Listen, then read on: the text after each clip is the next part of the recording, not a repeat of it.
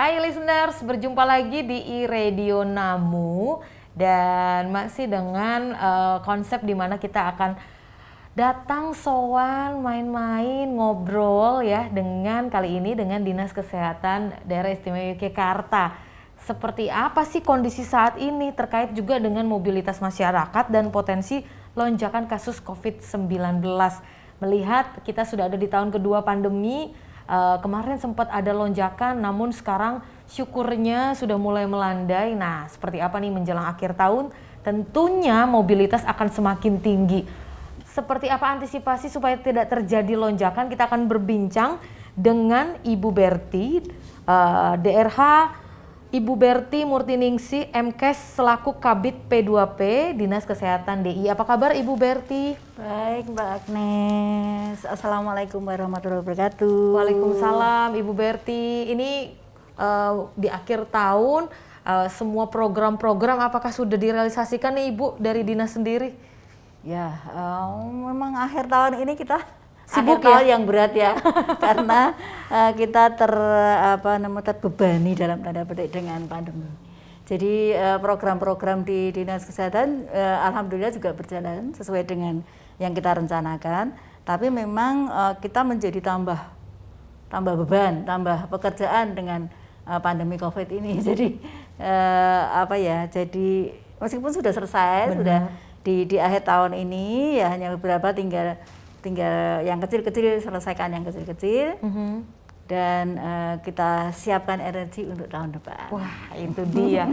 Energinya sih luar biasa kalau kita berbicara tentang Dinas Kesehatan, nakes semua yang berkontribusi, Satgas juga terkait dengan pandemi ini sangat luar biasa ya Ibu ya. Sebelum nanti kita bahas, ini Ibu sendiri tips-tipsnya supaya tetap sehat, bugar untuk melayani masyarakat di kondisi pandemi jelas beda ya Bu dari sebelum-sebelumnya. Kayak gimana nih Bu? Ya, kalau saya sendiri, saya sejak pandemi sampai saat ini nggak pernah libur. Nggak pernah libur? Iya, nggak pernah libur sehari pun. Jadi kalau masih ada yang ngeyel di rumah, ini keterlaluan loh. Ini dari Dinas Kesehatan sampai nggak libur nih Bu Berti. Iya, karena kan setiap hari saya harus menyajikan data. Kalau saya libur nanti tidak ada data keluar hari ini berapa, gitu ya. Kepolan masyarakat pasti mantengin hari ini kan? Berapa ya? Tiap hari berapa hari ini ya? Apalagi waktu kemarin Juni Juli kita khawatir itu pasti dipantau terus Ibu ya. Baik, jadi memang jadi harus fit Mbak. Harus fit. Yang penting dinikmati, disyukuri, dan selalu bahagia. Nah itu dia tipsnya dari Ibu Berti, dinikmati, disyukuri, dan selalu bahagia.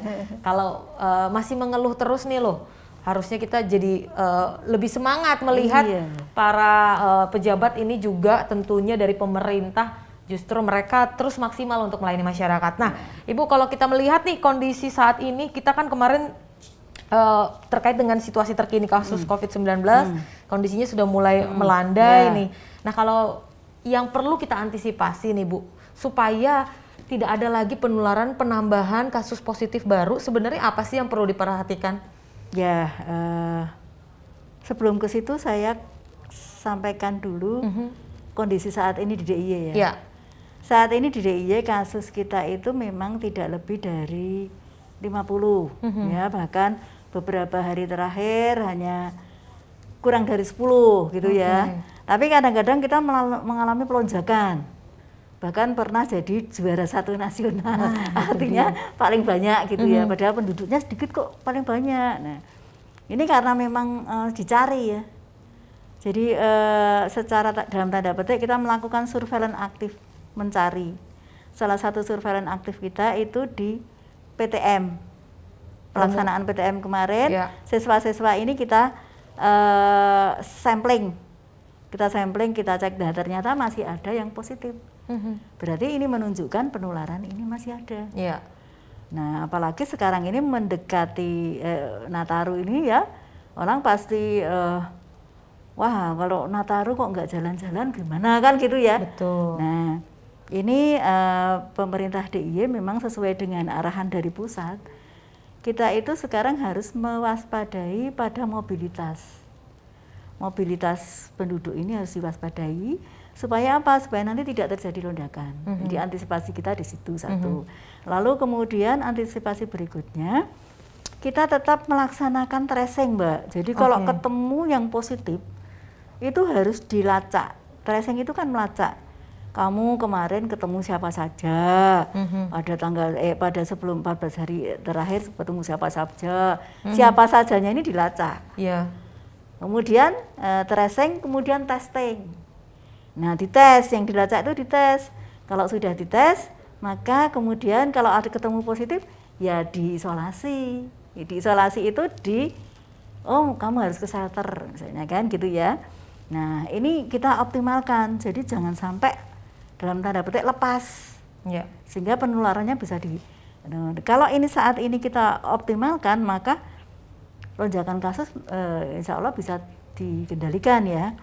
Lalu kemudian kita menyiapkan tadi ada tracing, testing, isolasi, treatmentnya itu kan isolasi, kemudian tempat isolasi shelternya kita siapkan.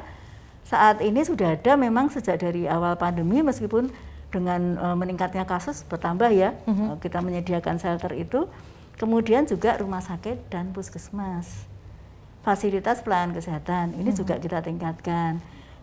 Di samping kita siapkan saat ini, kita siapkan mulai dari tenaganya, nakes-nakesnya. Nah, nih kemudian yang berikutnya ada logistik.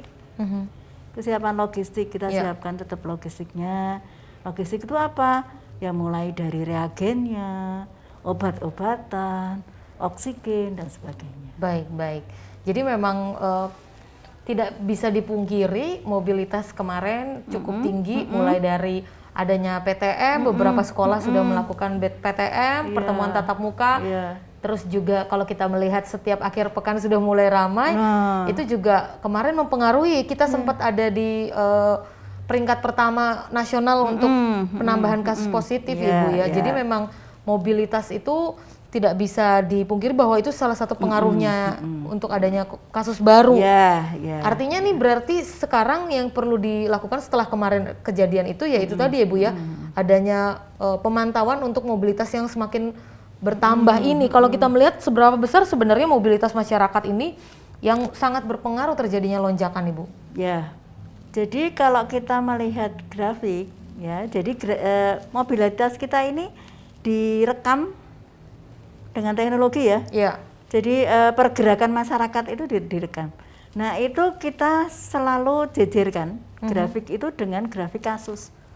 Jadi kasus ini akan meningkat apabila mobilitasnya ini meningkat. Jadi didahului mobilitas meningkat, kasus meningkat. Dan mobilitas meningkat ini terjadi pada apa? Hari libur. Jadi kita sudah bisa niteni dalam tanda petik ya. Kalau hari libur panjang itu mesti nanti berikutnya kasusnya akan naik. Nah, ini kita gunakan untuk antisipasi. Maka saat ini kita akan menghadapi Nataru nih kan gitu ya. Antisipasinya apa? Tadi sudah saya sampaikan seperti itu, supaya ya akan naik nanti, tapi tidak seperti pada Juni, Juli, Agustus itu kan kurvanya kan sangat tinggi. Nah, mudah-mudahan ini nanti meskipun naik nggak begitu tinggi. Nah, itu kemudian saat ini kita juga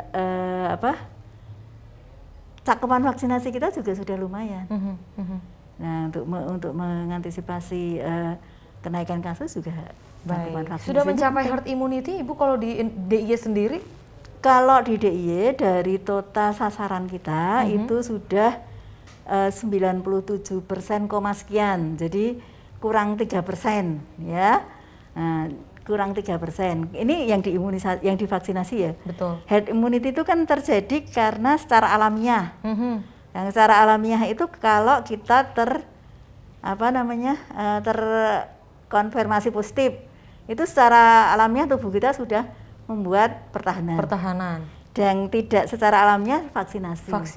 Nah, kalau saat ini sudah sekian persen, tentu yang kena kemarin mudah-mudahan yang belum tervaksin ini yang kena terkonfirmasi. Yang 3% ini. Iya, jadi kemungkinan herd immunity ini sudah terjadi. Baik. Tapi ingat, belum, meskipun sudah divaksin, enggak prokes, tetap prokes. Tetap pakai masker. Tetap jaga jarak. Kita kan jaga jarak. Iya, betul. Kadang-kadang udah ngerasa vaksin, wah saya juga udah pernah kena, udah vaksin 2 kali, udah kuat nih gitu. Tapi mengabaikan prokes tidak juga, karena buktinya tetap ada kemarin tetap kasus. Ya meskipun memang kondisinya tidak parah Ibu ya. Ya jadi begini, kalau kita sudah divaksin, kemudian saya sudah divaksin, saya sudah kebal nih, nggak usah saya pakai. Nah, kalau memang seperti itu, maka mungkin dia nanti kena tidak apa-apa. Karena apa? Sudah tervaksin, ada virusnya, tidak berat. Tetapi di rumah ada neneknya, di rumah ada ibunya. Dia kan tidak mungkin hidup sendiri. Betul. Dengan orang lain. Nah, kasihan yang orang lain ini. Betul. Jadi memang virus ini kan nggak bisa ya kita mikirin diri kita sendiri. Karena itu tadi penularannya kemarin kan kita melihat cukup mengerikan, artinya ini harus mawas diri. Jadi memang dengan adanya mobilitas yang kita tidak bisa hindari ya Bu ya, apalagi menjelang Natal tahun baru ini, artinya nanti kesiapsiagaannya yang dilakukan adalah dengan melakukan tracing dan testing itu Ibu. Seperti itu persiapannya. Baik. Jadi memang penting sekali untuk masyarakat, terutama juga wisatawan nanti yang akan datang sudah melakukan vaksin. Terus juga antigen berkala gitu Ibu ya, supaya untuk mengantisipasi tidak terjadinya lonjakan. Nah, kalaupun nanti adanya kasus itu persiapannya adalah itu tadi layanan kesehatan yang sudah disediakan Ibu ya. Seperti jadi kita ini dari kita punya rumah sakit, kita ada sekitar 79 rumah sakit ya. Lalu kemudian puskesmasnya ada 121. Ini memang sudah siap, karena sebetulnya kan kita kemarin sudah diuji dalam tanda petik ya. Dengan kasus yang tinggi itu kita, karena kita nggak tahu ya, kita gerobiak-gerobiak. Nah, ini kita gunakan untuk evaluasi. Nah, saat ini sudah kita evaluasi dan sudah kita siapkan, tapi yang mudah-mudahan gelombang berikutnya ini lonjakan kasusnya tidak seperti yang Juli kemarin. Terus kemudian satu lagi Mbak yang saya ingat, kita ini juga harus waspada pada varian baru. Nah, ini dia nih. Pernah dengar varian baru Mbak Agnes? Sudah apa namanya dia? Omicron. Nah, ini kita harus waspada. Maka salah satu kewaspadaannya apa? Kita nggak usah takut, tapi waspada. Di negara-negara seperti Jerman, seperti Amerika, itu ada lonjakan kasus. Bahkan negara tetangga kita, sudah Singapura, ada kemarin, Malaysia, ya kan? Ini ada lonjakan kasus. Nah, salah satu antisipasinya apa?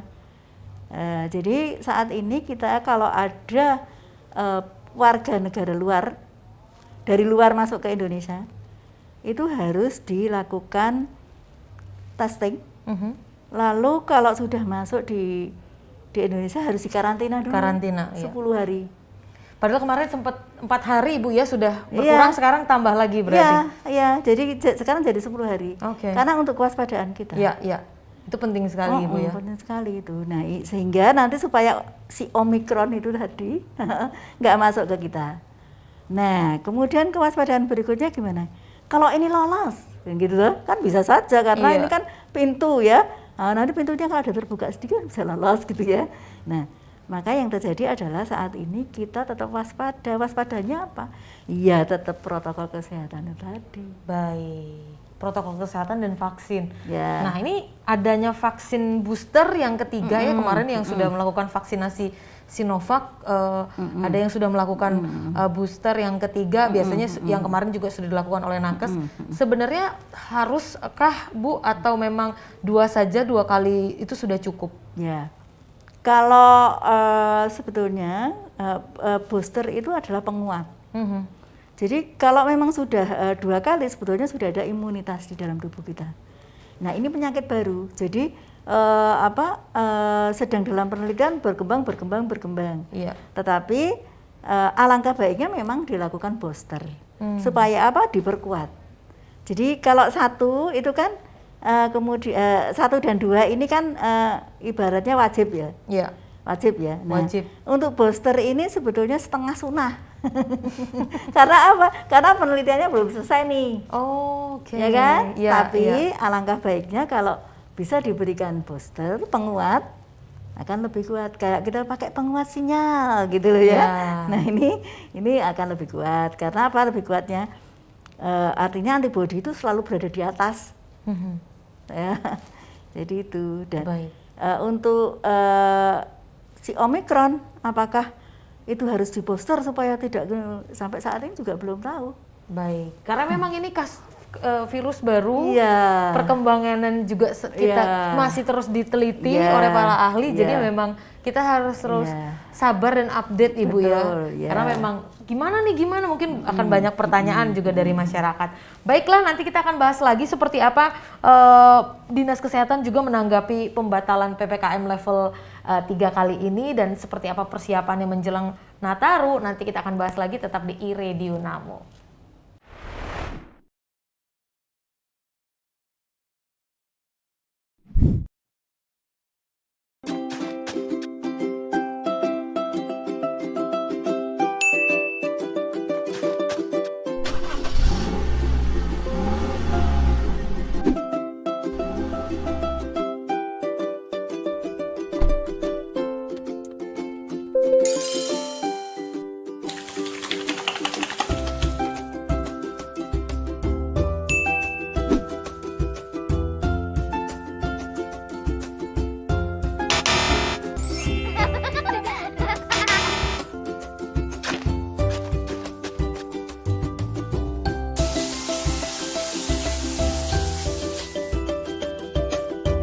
Aku sudah vaksin. Melalui vaksin, kita tidak saja melindungi diri sendiri, tetapi juga membantu melindungi orang lain dari paparan virus corona.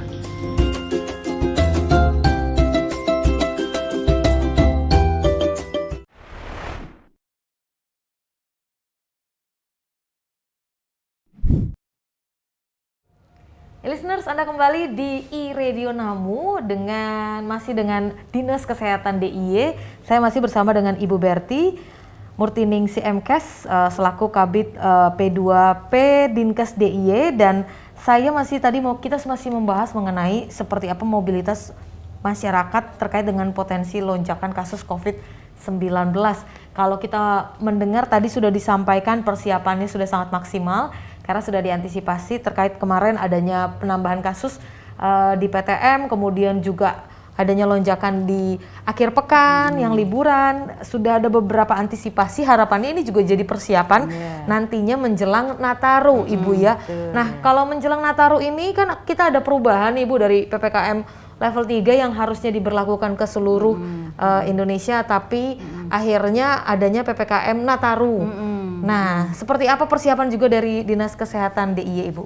Ya, jadi gini Mbak Agnes, untuk PPKM yang dibatalkan, itu batalnya kan seluruh Indonesia. Betul. Nah, tetapi kalau DIY ini kan sebetulnya daerah tujuan wisata. Jadi mau tidak mau DIY ini harus siap.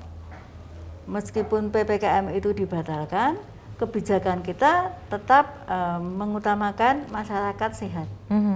Kalau toh nanti ada yang akan datang ke DIY, ada yang akan berwisata, ada yang akan berkunjung. Nah ini mesti harus mengikuti aturannya DIY. Aturannya DIY seperti apa? Ya ini tadi harus mengikuti protokol kesehatan yang sudah kita siapkan di masing-masing sektor, baik itu pariwisata, baik itu perhubungan, baik itu pendidikan, ini semuanya sudah membuat SOP masing-masing. Nah ini kemudian kesiapan tadi yang saya sampaikan untuk kesehatan, sektor kesehatan juga sudah kita siapkan, kemudian persiapan lagi untuk pelaku wisata juga sudah menyiapkan. Nah, tentunya yang paling penting dalam hal ini adalah peningkatan pengawasannya. Oke. Jadi harus diawasi toh itu, sudah disiapkan baik-baik, apakah sudah dilakukan mereka apa belum gitu ya. Gitu Mbak Nes. Baik. Jadi memang PPKM level 3 secara nasional dibatalkan, namun ada PPKM Nataru yang memang itu disesuaikan daerah karena kita memang daerah wisata. Ya, betul. Tidak bisa dipungkiri mobilitas untuk masyarakat wisatawan yang datang pasti akan sangat ramai. Nah itu tadi artinya ada beberapa sinergi juga yang dibangun. Nanti akan ada tracing dari Dinas Perhubungan yang mengecek ya Bu ya tentunya. Kemudian juga dari Dinas Kesehatan sudah menyiapkan yaitu tadi terkait dengan layanan kesehatan. Kemudian juga untuk testing, screening, kemudian semuanya sudah disiapkan. Nah ini kan kalau sudah vaksin sebenarnya itu juga akan pastinya harus sudah vaksin 2 kali Bu ya. Nah ini masih ada yang belum vaksin, ini kenapa sih Bu kira-kira? Apakah mereka mungkin merasa wah saya juga nggak vaksin sejauh ini tidak pernah terpapar, tidak tertular. Jadi ya udah deh, toh juga masih belum boleh kemana-mana, masih di rumah, jadi nggak usah vaksin aja. Nah ini nih, seperti apa Bu kalau ada punya pemikiran kayak gini nih? Ya, ada juga yang seperti itu. Saya ngapain vaksin? Itu teman saya vaksin juga kena, gitu kan? Terus saya juga nggak kemana-mana, kok nggak boleh kemana-mana, saya di rumah saja. Nah, itu kan gitu. Nah. Meskipun Anda di rumah saja, tapi Anda makhluk sosial, ya kan? Pasti akan ketemu sama orang. Nah, kalau divaksin, itu keuntungannya apa? Memang divaksin itu masih bisa kena, kalau kita tidak prokes dengan baik. Maka dari itu yang vaksin harus prokes dengan baik. Nah, meskipun dia sudah vaksin, bisa terkonfirmasi positif.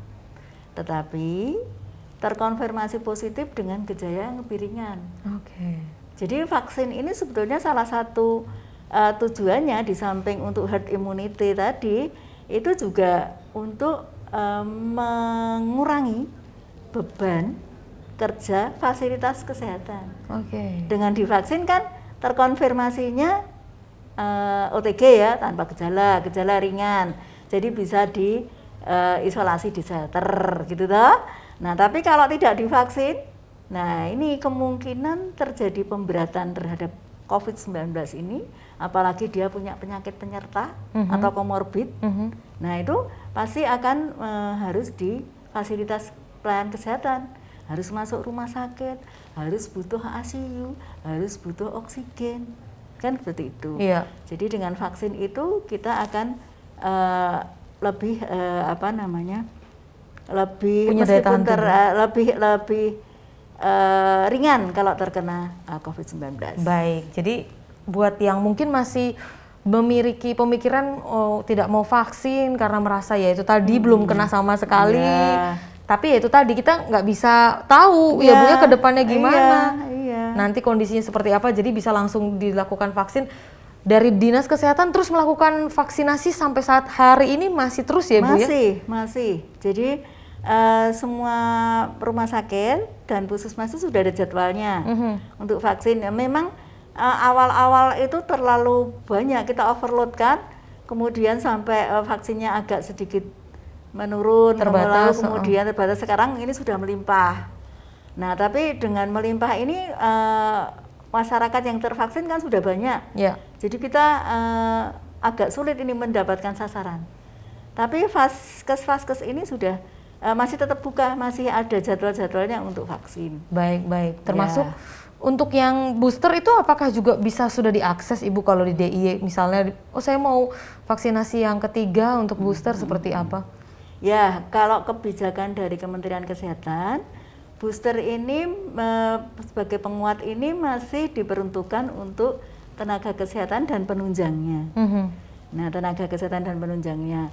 Tetapi tidak menutup kemungkinan karena kemarin secara informal sudah disampaikan Kementerian Kesehatan nanti akan membuka untuk booster di bulan Januari, di awal tahun nanti sudah mulai bisa dilakukan.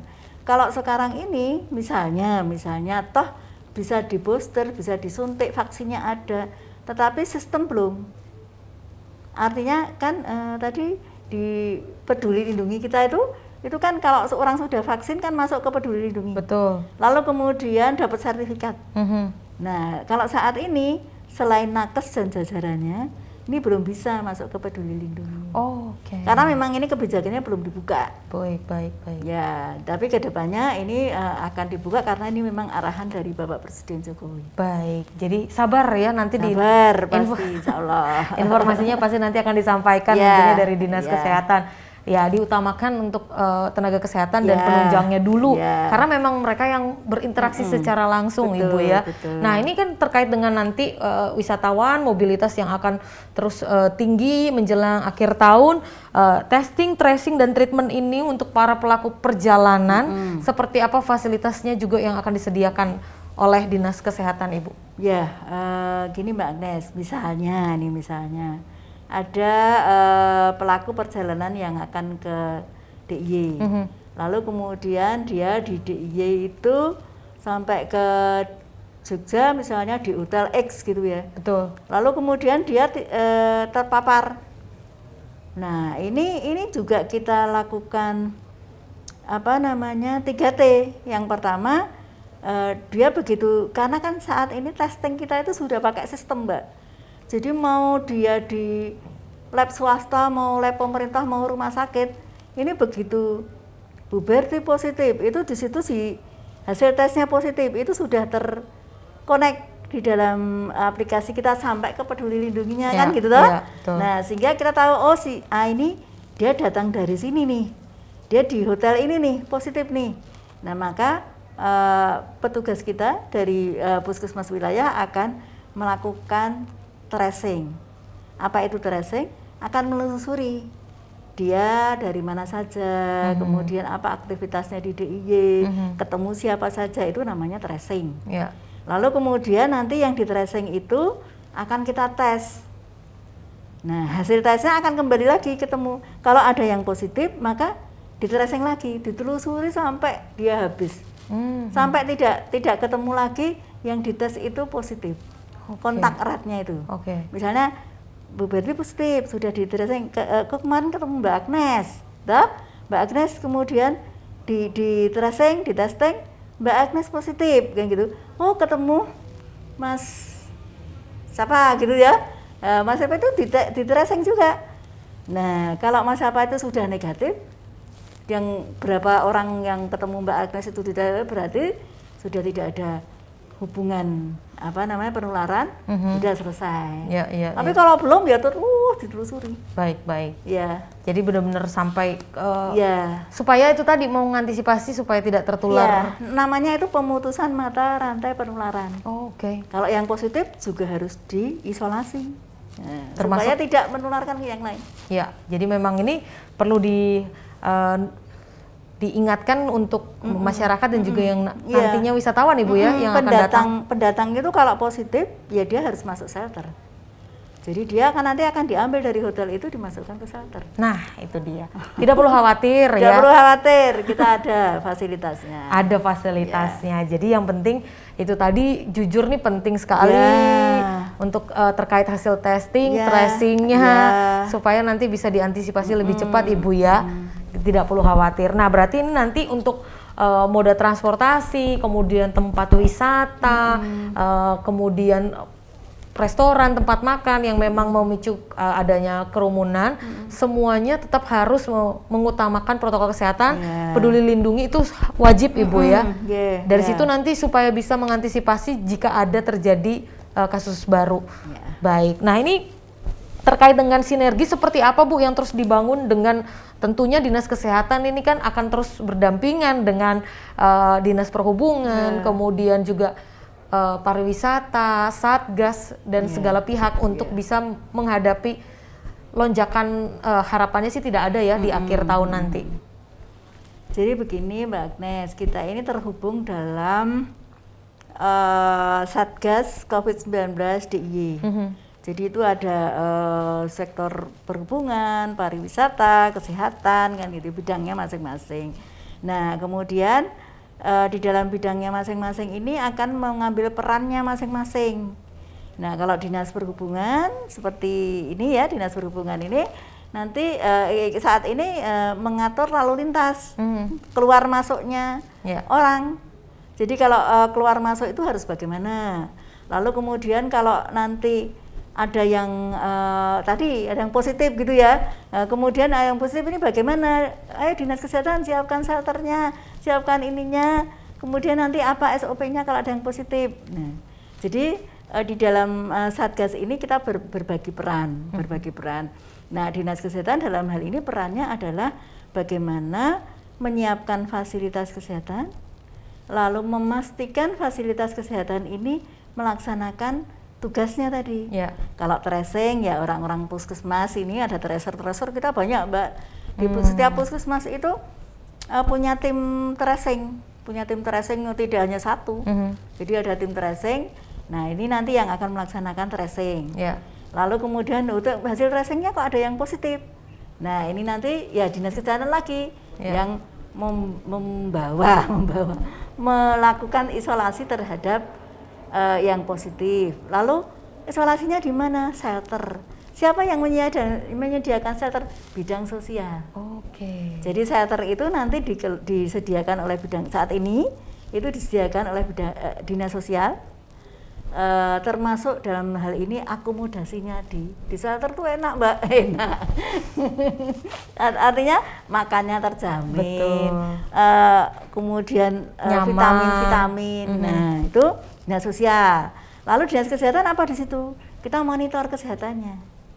Jadi kesehatannya yang positif di shelter itu dimonitor. Baik. Jadi ini kerja tim yang masing-masing punya sendiri-sendiri dan di kesehatan menyediakan seperti ini. Baik, termasuk nanti adanya perubahan kan, kayak pasti akan ada perubahan-perubahan yang terus terkait dengan aturan kebijakan, adanya juga ini kekhawatiran dengan varian baru, itu berarti sinergi terus dibangun Ibu diperbarui. Baiklah, ini menarik sekali memang terkait dengan seperti apa mobilitas masyarakat terkait dengan potensi lonjakan COVID-19.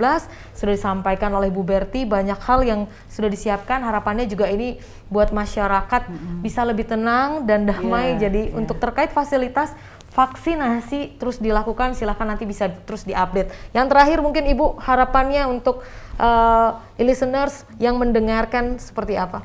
Ya, Mbak Agnes, saya hanya berpesan ini untuk listeners semuanya ini ya. Saat ini kita menghadapi, tadi saya sampaikan, setiap habis libur, ya 1 minggu, 2 minggu itu terjadi kenaikan kasus, itu selalu. Nah, tinggal sekarang kenaikan kasus ini mau gede apa mau landai gitu ya. Nah, supaya nanti landai, tetap kita harus taati protokol kesehatan. Dimanapun, kapanpun. Yang namanya masker, jaga jarak, cuci tangan, hindari mobilitas, ini harus tetap. Lalu berikutnya adalah masyarakat ini harus berperan serta. Kalau cuek-cuek saja biar aja, gitu kan, jangan sampai ya. Nah, ini mari, karena ini untuk kita bersama, jadi harus aware, harus saling mengingatkan, nah supaya kasusnya tidak meningkat.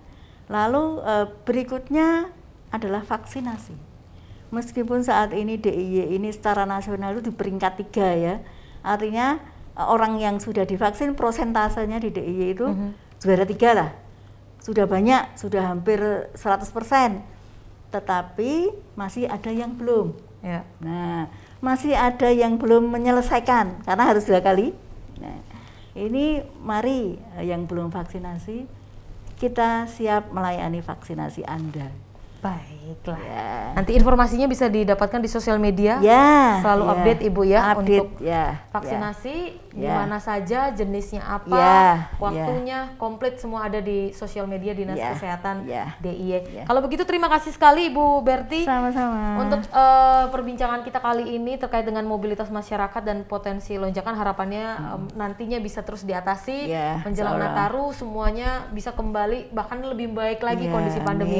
Baiklah, itu tadi iRadio Namu, kita ngobrol dengan DRH Berti Murtiningsih MK selaku Kabid P2P Dinkes DIY. Nanti kita akan berbincang lagi, kita akan ketemu siapa di iRadio Namu. Tetap saksikan di aplikasi iRadio Jogja, di YouTube dan juga streaming di www.iradiofm.com.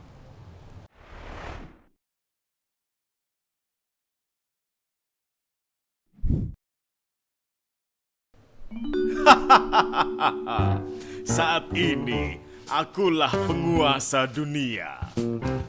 Tak satu negara pun mampu mencegah aku. Aku ditakuti semua orang. Hahaha.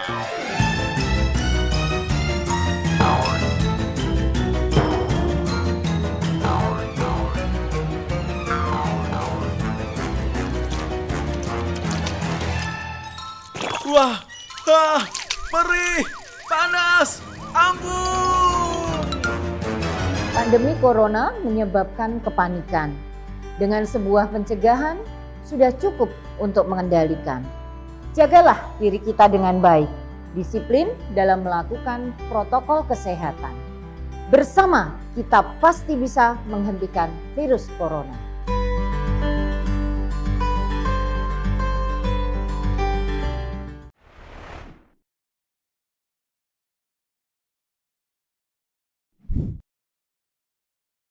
Hai listeners, apa kabar Anda? Selamat datang di iRadio Namu yang bisa Anda saksikan di sosial media iRadio Jogja, kemudian juga di YouTube iRadio Jogja dan live streaming di iradiofm.com. Nah, menarik sekali di iRadio Namu kita bisa ngobrol nih dengan beliau-beliau sebagai public figure, kemudian juga pemerintah daerah. Kita bisa update informasi-informasi terkini, khususnya juga di kondisi pandemi saat ini banyak sekali informasi-informasi yang tentunya kita butuhkan untuk bisa melakukan banyak aktivitas. Nah, bersama saya Agnes Marhilo, kali ini di iRadio Namu kita membahas mengenai mobilitas masyarakat dan potensi lonjakan kasus COVID-19. Sudah hadir bersama dengan saya saat ini Bapak Bagas Senoaji APD-MT selaku Kabid Dalop Dinas Perhubungan DIY. Apa kabar Pak Bagas? Alhamdulillah kabar baik, Mbak Agnes. Sehat selalu ya Bapak? Salam sehat selalu. Ya, Melihat harus semangat ini menjelang akhir tahun. Iya. Di Sub pastinya lagi sibuk-sibuknya ini Bapak. Iya, di sisa-sisa tenaga harus tetap semangat. Iya. Luar biasa sekali tentunya ya Bapak ya. Baik, terkait dengan kondisi pandemi COVID-19, kita udah ada di tahun kedua, semester kedua ini menjelang akhir tahun ya Bapak. Betul. Kalau kita melihat memang kemarin waktu di bulan Juni dan Juli itu menjadi satu momen yang cukup mengkhawatirkan, tapi sudah sangat disyukuri sekali saat ini sudah mulai kasusnya melandai, vaksinasi juga sudah mencapai 97% ya Bapak. Nah, kalau kita melihat mengalami lonjakan kasus gelombang kedua yang kemarin sangat dahsyat ini, namun sekarang kan sudah melandai. Bagaimana situasi mobilitas yang ada di DIY Bapak? Baik, kalau dibandingkan dengan 4 atau 5 bulan yang lalu, ya itu kan arusnya saat ini jelas meningkat. Kalau kemarin pada saat level PPKM 4, semua jalan kan ditutup. Ya. Ibaratnya saya mau ke Malioboro aja harus muter-muter kemana-mana. Ya, dipersulit. Masyarakat itu dipersulit untuk melakukan pergerakan perjalanannya. Sehingga dengan adanya dipersulit itu, masyarakat akan stay di rumah, tidak kemana-mana. Ya, karena kan pada waktu itu peningkatan gelombang kedua. Ya, terus kemudian keberhasilan Jogja disekat di mana-mana. Nah, ini kan lalu lintas kan otomatis menurun. Nah, sekarang lalu lintasnya sudah meningkat, karena kan sudah tidak ada water barrier di jalan-jalan. Gitu. Baik, jadi memang kalau kita lihat aktivitas mobilitas yang ada di DIY ini sudah sangat mulainya adanya PTM, kemudian juga di akhir pekan sudah mulai ramai wisatawan, padahal belum Nataru, liburannya belum sampai ke sana, tapi aktivitas mobilitas sudah sangat tinggi. Betul. Namun seperti apa Pak kalau sejauh ini pengawasan yang dilakukan oleh Dinas Perhubungan terkait dengan adanya lonjakan wisatawan yang datang ke DIY? Baik, Dinas Perhubungan DIY ini sudah berupaya untuk mengantisipasi adanya lonjakan COVID-19 lagi ya, seperti bulan-bulan yang lalu, di mana untuk daerah istimewa Yogyakarta ini kan kota wisata, kota pelajar. Kalau kemarin bulan-bulan yang lalu kita sekat dengan water barrier, sekarang sudah tidak ada.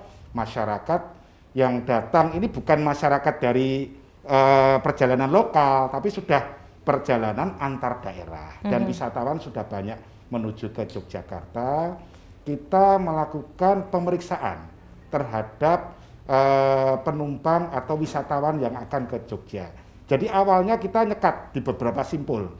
Ada simpul di Bandara Adi Sucipto, ada di Terminal Jombor, ada di Terminal Wates, ada di Terminal Semin, ada di Terminal Daksinarga Gunung Kidul, ada di Terminal Liwangan. Di ada, Iya juga ya, ya. Pak? Jadi kita lakukan pemeriksaan terhadap penumpang, terhadap bis-bis wisata. Jadi pada saat kita cegat bis itu, kita arahkan untuk masuk, kita lihat penumpangnya sudah punya kartu vaksin atau belum. Kalau sudah memiliki kartu vaksin, minimal kartu vaksin yang pertama, kemudian dia juga sudah memenuhi standar penumpangnya load factornya 70%, kita berikan stiker. Oke. Ya, dari bis itu boleh memasuki wilayah Yogyakarta. Oke. Tapi kalau tidak memenuhi syarat tadi, tidak kita tempel stiker, silakan putar balik. Oke. Iya, itu yang kita lakukan sampai saat ini masih kita lakukan setiap akhir pekan. Sabtu Minggu kita tugas untuk memeriksa bis-bis wisata. Baik, ini khusus untuk moda transportasi darat ya Bapak ya, karena kalau kita melihat kalau menggunakan udara tentunya sudah ada sistem pengawasan dari aplikasi Peduli Lindungi pada Betul saat sekali. juga check-in harus sudah punya surat vaksin dan antigen. Nah ini salah satu pengawasan yang dilakukan untuk moda transportasi darat. Nah ini itu yang dilakukan setiap akhir pekan di PPKM level 2 ini. Nah kalau kita melihat ya Bapak, ini kan aktivitas sudah mulai tinggi. Nah adanya perubahan juga untuk pencabutan PPKM level 3 yang nasional. Nah, untuk DIY sendiri ini nanti persiapannya seperti apa Pak pengawasannya? Baik, kalau kita ada grade-nya kan level PPKM 4, PPKM level 3, PPKM. Kalau kita 4, kita mulai penyekatan. Oke. Disekat. Semua yang masuk kita sekat, termasuk kita pasang water barrier di mana-mana itu. Ya. Nah, kemudian turun menjadi level 3. Kita pengendalian.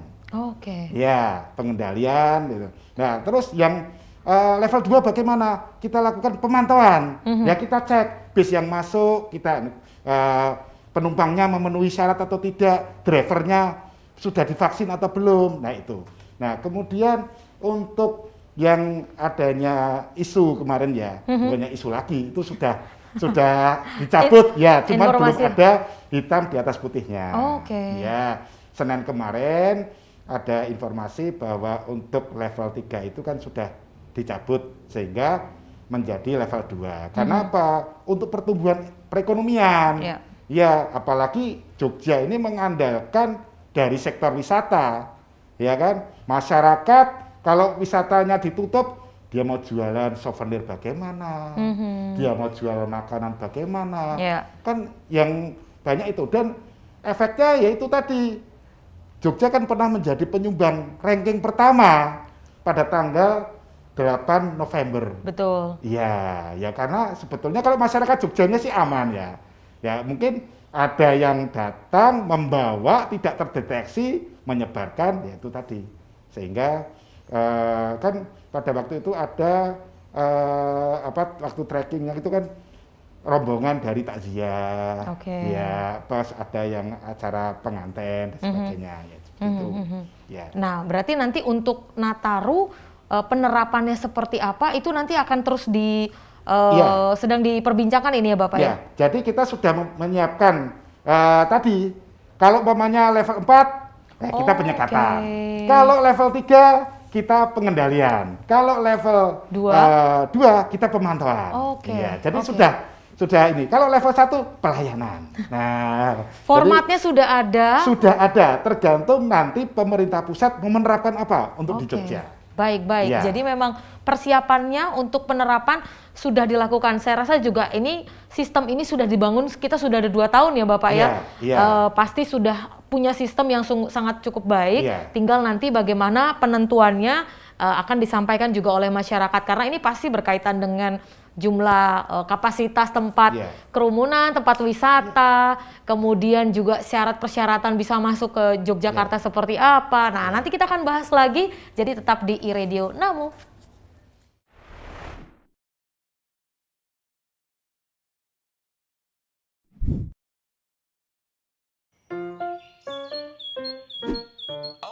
I say what it is. It's an elephant.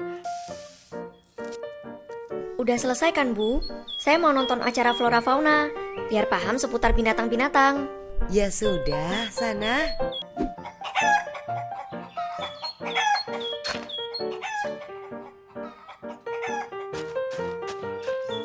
Ternyata liburan kita di rumah mengasihkan juga ya. Iya, bisa nambah pengetahuan tentang flora dan fauna. Dan tentunya ada kue buatan saya dan Ibu. Adik juga belajar bahasa Inggris lewat HP. Ya sudah, ayo sekarang saatnya kita makan. Manfaatkan momentum liburan Anda bersama keluarga dengan hal-hal yang bermanfaat. Liburan di rumah juga merupakan kontribusi positif dalam mencegah penyebaran virus corona.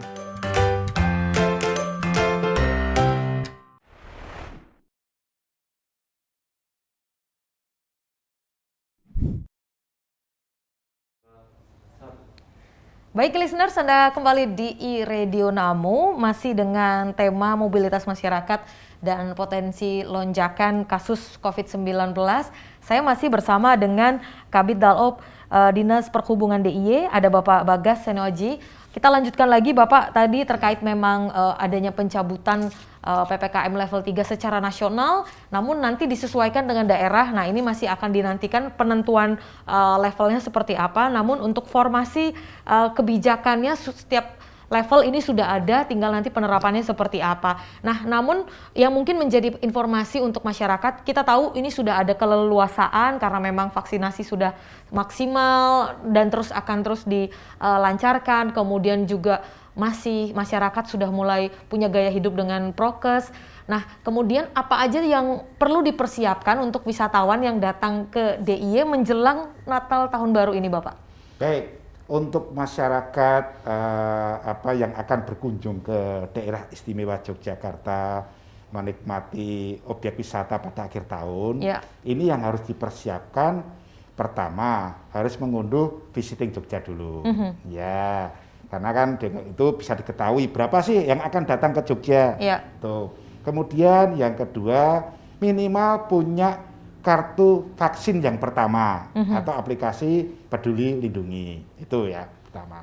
Kemudian bagi masyarakat yang tidak bisa divaksin karena komorbid, punya penyakit apa gitu kan, atau pengenalan darah dan sebagainya, ini wajib menunjukkan hasil rapid ya atau PCR yang hasilnya adalah negatif. Ya, bagi anak-anak bagaimana? Apakah bisa berkunjung kan anak-anak di bawah 12 tahun kan belum divaksin ini ya. Nah itu harus ada penanggung jawabnya, orang tuanya.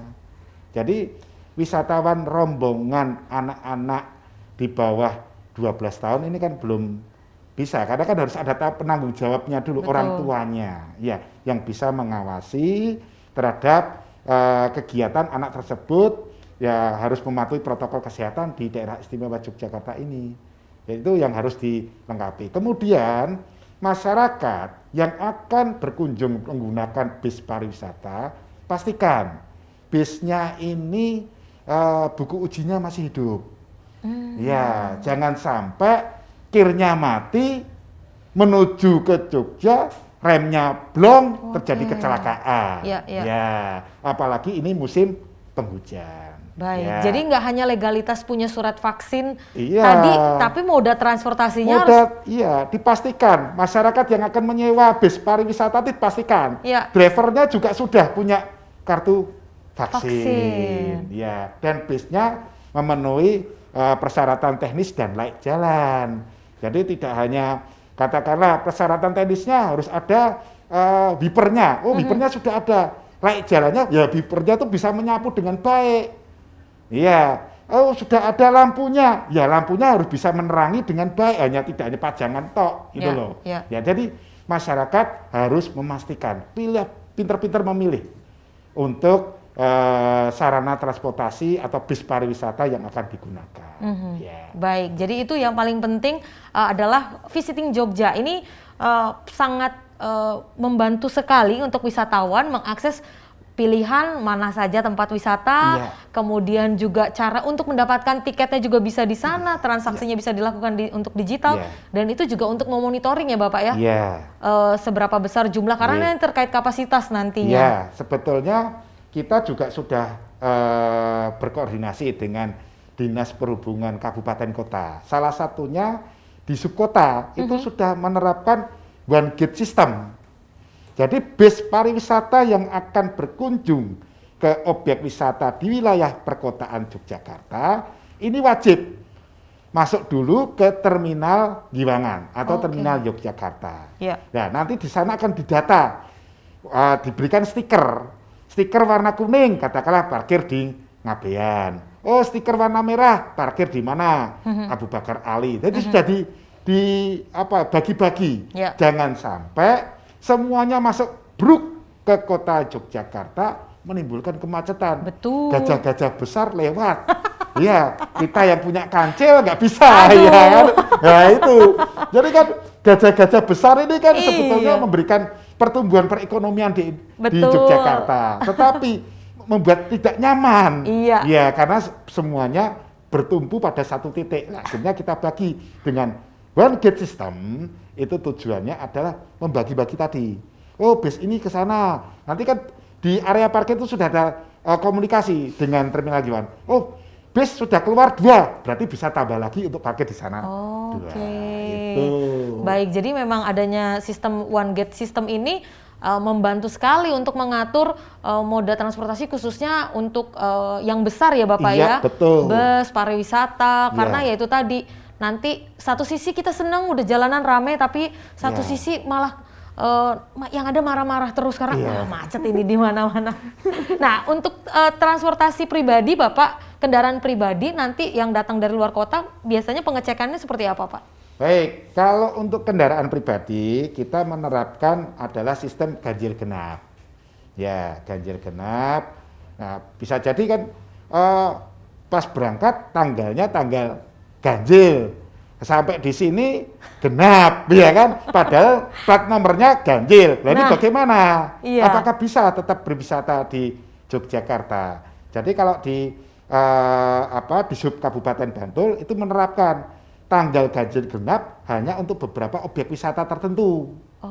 Yang lainnya nanti bisa berkunjung. Oh, di sini saya nggak bisa, katakanlah Parangtritis ini katakanlah tanggal 9. Berarti kan mobil yang berplat nomor ganjil yang boleh masuk, tetapi masih bisa mengunjungi Pantai Kuwaru, Pantai mana Depok, dan sebagainya. Tapi Parangtritis hanya untuk yang ganjil. Berarti ini wisatawan harus update informasi tempat mana aja yang menerapkan ganjil genap dan yang tidak ya Pak? Ya, tetapi untuk di Gunung Kidul menerapkan ganjil genap untuk seluruhnya.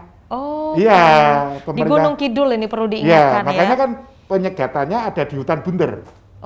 Ya, di hutan Bunder itu di Sub bersama-sama dengan jajaran terkait melakukan penyekatan di sana, dicek. Kalau umpamanya ini tanggalnya nggak sesuai, putar balik untuk kendaraan pribadi.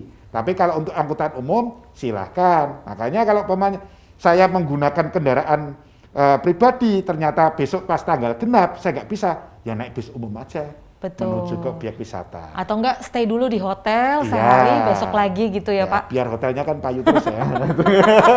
Ya itu wah nambah lagi dong budgetnya. Ya itu udah bagian dari resiko karena memang kondisinya untuk mengantisipasi supaya tidak ada terjadi lonjakan tadi ya Pak ya. Nah kemudian untuk posko-posko pelayanan ini Pak dari Dishub seperti apa? Karena pastinya masyarakat, wisatawan yang datang juga butuh pelayanan dari Dishub. Baik, kita untuk menjelang Nataru ini, Natal dan Tahun Baru, ada 3 posko di perbatasan. Ya, sistemnya nanti kita dari jajaran perhubungan itu di PKO-kan ke kepolisian, membantu ketugasan kepolisian. Nah, 3 itu mana aja? Di sisi timur kita ada di Prambanan, kemudian dari sisi utara kita ada di Pos Tempel, kemudian yang dari sisi barat kita ada di Pos Temon. Ya, jadi nanti kita melakukan kegiatan bersama-sama dengan jajaran kepolisian. Kalau kepolisian akan melakukan random, ya pengecekan secara random dia ini, ya kita bantu. Oke. Ya kita bantu dengan sana, dengan jajaran kepolisian. Kemudian kita ada lagi pos-pos di simpul transportasi. Simpulnya itu ada 3, ya, ada di terminal Jombor, ada di area parkir Bandara Adi Sucipto, sama di terminal Wates. Kalau sebelumnya banyak bis itu masih kita arahkan, bis wisata harus masuk. Tapi mereka sekarang sadar, kita tidak memaksa mereka. Kalau saya berwisata ke Jogja, saya harus mampir dulu ke 3 tadi untuk diperiksa. Karena kalau tidak diperiksa, tidak ada stikernya, ya nggak bisa kemana-mana. Baik. Itu. Baik, jadi memang mereka punya kesadaran karena itu akan menghambat nanti ketika mereka melakukan perjalanan ya Bapak ya, karena memang sekali. Harus ada stiker dan artinya sudah dilakukan pengecekan oleh Dishub dan juga beberapa pos ini sudah nanti bekerja sama juga dengan pihak kepolisian, ada di Prambanan, kemudian ada di Tempel dan Temon. Dan nanti kalaupun ada pengecekan secara acak juga itu tentatif ya Pak ya? Iya. Baik. Nah ini memang akan menjadi pusat pelayanan untuk masyarakat karena pasti untuk membutuhkan informasi. Kemudian apakah di pos-pos ini juga nanti ada layanan kesehatan Bapak? Baik, kalau untuk di pos-pos ini nanti kan dari pihak kepolisian yang akan melakukan dari dokesnya kepolisian. Kalau umpamanya nanti dari pihak kepolisian tidak ada penyelenggaraan itu, kita arahkan ke Vaskes yang terdekat, puskesmas terdekat di sana. Ya, jadi silakan masyarakat. Perintah Pak Kapolri kan kemarin tidak ada putar balik. Ya, tidak ada putar balik. Tetapi masyarakat yang tidak memenuhi protokol kesehatan tadi diarahkan untuk ke Vaskes yang terdekat, dilakukan tadi swab, ya, kemudian dilakukan pengecekan. Apabila mereka positif, ya diminta untuk karantina mandiri atau menuju ke karantina yang disediakan oleh pemerintah. Oke, baik. Jadi nanti ketika ada dilakukan pengecekan tidak memenuhi prosedur, misalnya belum vaksin, seperti itu ya Pak ya? Itu nanti ada pengecekan di Vaskes, puskesmas terdekat. Kemudian kalau positif nanti tadi disampaikan juga oleh Dinas Kesehatan bahwa ada shelter-shelter yang disediakan. Dan itu juga nanti akan dilakukan tracing apakah ada tertular ke keluarga yang lain supaya tidak membawa virus kemana-mana, ini yang cukup dikhawatirkan. Nah pastinya nanti ini menjelang Natal Tahun Baru ada penambahan personil Bapak untuk penugasan? Iya, jelas. Kita di sini melibatkan dari seluruh jajaran Dinas Perhubungan Kabupaten Kota ya dengan BPTD. BPTD itu dari Kementerian Perhubungan. Itu kan yang ditugaskan di Jembatan Timbang, di terminal. Jadi kan selama nanti Nataru kan Jembatan Timbang tidak beroperasi untuk sementara, sehingga mereka bisa diperbantukan untuk di posko-posko tadi. Ya, total kemarin yang kita himpun untuk personel seluruhnya selama Nataru ini ada 560 personil. Ya, kita juga melibatkan dari Rapi ya untuk komunikasi, ya kemudian koordinasi dengan kepolisian itu selalu, karena kita kan di beberapa pintu masuk eksternal internal kita sudah menggunakan ITS, Intelligent Transport System. Jadi dengan kamera itu sudah bisa menghitung lalu lintas yang masuk dan lalu lintas yang keluar. Ya, ini sudah kita upayakan dari Dinas Perhubungan. Kemudian untuk simpang-simpang itu terpantau dari ATCS, Area Traffic Control System. Jadi kalau umpamanya simpang antriannya panjang, terlihat oleh monitor, ya kita lakukan. Mana yang udah merah kan dilamakan, hijaunya ini dicepatkan. Nah, itu bisa diatur. Itu dari bisa diatur. Iya, jadi jangan macam-macam bawa siapa nanti kelihatan dari kamera itu. Jadi udahlah manut aja ya kan, sistemnya sekarang udah canggih ya Pak. Iya, sekarang sudah canggih pokoknya. Jadi simpang-simpang katakanlah di dalam pengendalian dari ATCS itu kita offline. Pas tidak nanti ada tim patroli. Ya, tim patroli dihubungi dari pihak TCS, sana macet. Ya, kita menuju ke sana. Kita kan menggunakan dua sistem, dari sistem ATCS dan menggunakan dari Google Map. Google Map itu kalau simpang-simpangnya banyak antrian kan merah. wah ini merahnya paling tinggi, ya udah kita menuju ke sana. Ya, kalau katakanlah itu bisa dikendalikan dari ATCS, ya sudah diprogram dikit-dikit merahnya ditambah atau merahnya di hijaunya ditambah sehingga tidak terjadi antrian. Baik. Gitu. Jadi skema seperti ini jika terjadi lonjakan mobilitas, moda transportasi udah mulai macet, pastinya dari Dinas Perhubungan sudah melakukan antisipasi ya Bapak. Betul, ya. Apalagi menjelang Nataru nih pastinya. Nah, mungkin ini yang bisa dihimbau Pak, monggo dari Pak Bagas untuk pelaku moda transportasi apa saja yang harus diperhatikan supaya kenyamanan dan juga safety itu tetap menjadi prioritas supaya tidak ada terjadi lonjakan kasus. Ya. Saya himbau untuk masyarakat daerah istimewa Yogyakarta dan masyarakat yang akan berwisata di daerah istimewa Yogyakarta ini pertama wajib memenuhi protokol kesehatan. Minimal adalah memiliki kartu vaksin yang pertama. Kemudian menggunakan aplikasi Peduli Lindungi, terus kemudian download dari aplikasi Visiting Jogja. Ya, bagi keluarga yang membawa anak kecil, pastikan itu terpantau dengan baik oleh orang tuanya. Ya, kemudian untuk masyarakat yang akan berkunjung menggunakan bis wisata, pastikan bisnya itu juga memenuhi persyaratan teknis dan layak jalan. Jadi jangan sampai berwisata di Jogja menimbulkan kecelakaan. Nanti kesannya itu, wah bisnya kok jalannya apa, bisnya ini yang menimbulkan kecelakaan, ya kan gitu. Padahal menuju ke objek wisata di daerah Gunung Kidul itu kan jalannya berliku-liku. Terus ini musim hujan, jadi dipastikan semuanya juga terkondisi dengan baik. Jangan sampai menimbulkan kecelakaan di daerah istimewa Yogyakarta.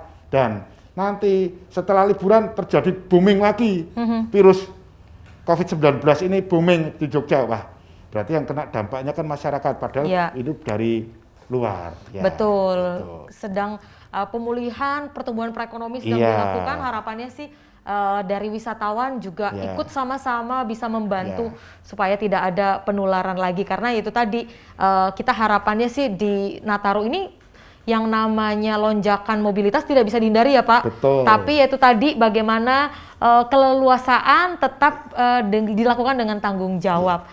Sebagai tambahan Mbak Agnes, selama bulan Oktober kita melakukan pemeriksaan bis pariwisata, kita itu sudah memeriksa bus 1.488. Yang kita putar balikkan itu ada 118. Karena diputar balikkan, karena tidak memenuhi syarat ya Pak.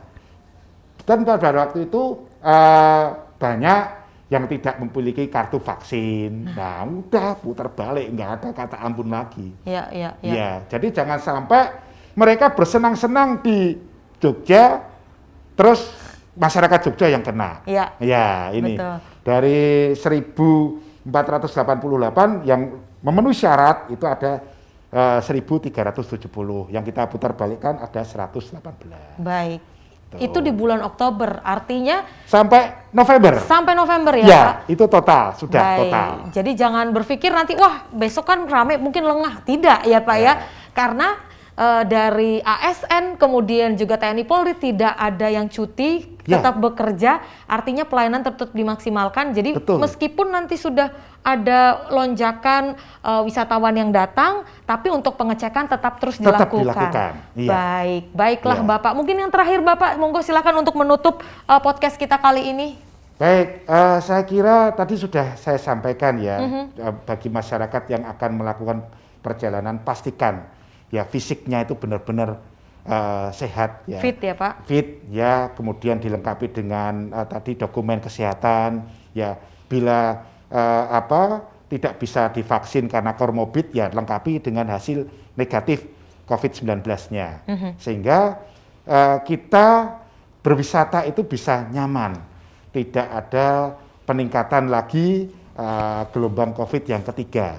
Saya kira cukup gelombang kedua harus berhenti. Ya, ini kan Indonesia sudah mendapatkan apresiasi ya Pak? Apresiasi yang sangat luar biasa ya, dari dunia. Betul. Kita bisa mengendalikan COVID ini ya dengan baik. Mari dijaga sama-sama. Kalau misalnya Anda jadwal vaksin kedua pada saat nanti Nataru, dari Dinas Kesehatan juga tadi sudah menyampaikan menyediakan vaksinasi untuk wisatawan yang datang dari luar kota untuk bisa melakukan vaksin yang kedua di Yogyakarta. Namun yang paling utama adalah vaksin pertamanya harus dipenuhi terlebih dahulu untuk bisa masuk ke DIY. Baiklah, menarik sekali. Terima kasih Pak Bagas selaku Kabid Dalop Dinas Perhubungan DIY sudah menyampaikan informasi ini, pastinya bermanfaat sekali untuk pemirsa masyarakat yang ada di menyaksikan tayangan ini. Terima kasih Bapak, sehat selalu. Siap. Baiklah, listeners, demikian tadi podcast iRadio Namu, Mobilitas Masyarakat dan Potensi Lonjakan Kasus COVID-19. Saya Agnes Marhiro undur diri, sampai ketemu lagi di iRadio Namu berikutnya.